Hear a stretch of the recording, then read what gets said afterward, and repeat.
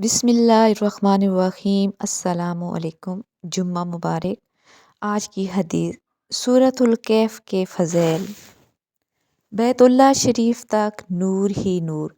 رسول صلی اللہ علیہ وسلم نے ارشاد فرمایا، جو شخص جمعہ کے دن سورۃ کہف کی تلاوت کرتا ہے تو جس جگہ سورۃ کہف کی تلاوت کرتا ہے وہاں سے لے کر مکہ مکرمہ تک کا فاصلہ نور سے منور ہو جاتا ہے۔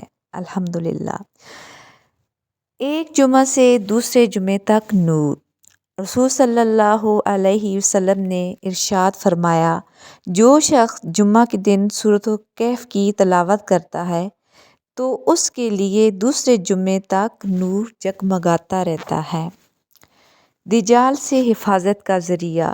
رسول صلی اللہ علیہ وسلم نے ارشاد فرمایا، جو شخص جمعہ کے دن سورۃ کہف کو ایسے ہی پڑھے جیسے کہ وہ اتاری گئی، یعنی تجوید کے ساتھ اچھے انداز میں، اور پھر وہ دجال کو پا لے تو دجال اس پر مسلط نہیں ہوگا۔ سورۃ کہف کی 10 آیات یاد کرنے کی فضیلت۔ رسول صلی اللہ علیہ وسلم نے ارشاد فرمایا، جو شخص سورۃ کہف کی ابتدائی 10 آیات یاد کرے گا وہ دجال کے فتنے سے بچا لیا جائے گا۔ آخری 10 آیات کی فضیلت۔ آپ صلی اللہ علیہ وسلم نے ارشاد فرمایا، جس شخص نے سورۃ کہف کی آخری 10 آیات یاد کر لیں پھر وہ دجال نکل آیا تو دجال اس پر غلبہ نہیں پا سکے گا۔